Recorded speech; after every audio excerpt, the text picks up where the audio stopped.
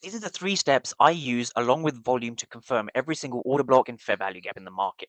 So the first confluence is understanding the daily opening is all the way up here in this region. So we want to be buying below the daily opening.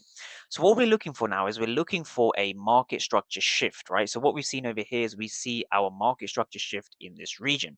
We're now looking for a pullback, right? We're looking for some kind of a pullback before we enter long, right? So what we're looking for is a structural low and a structural high like this, right? But what's important to understand is we're looking for a fair value gap.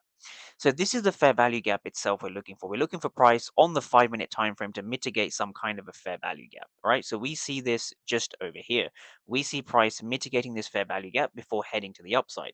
But how did you know price was going to hold in this region? So let me tell you why price held in this region, right? It's because of this. So when we look here at the candles, it's really interesting. Notice how we have lots of volume over here to the upside and we have a decreasing volume over here to the downside. So the market was moving down to enter this fair value gap. The market was moving down. But the problem here was that the market was losing volume to the downside. So when we go back to the regular candlestick chart, as you can see, price here moved down with a lot of aggression. But in this region, we were losing volume, right? If we go back to the candlestick chart, we were losing volume in this area.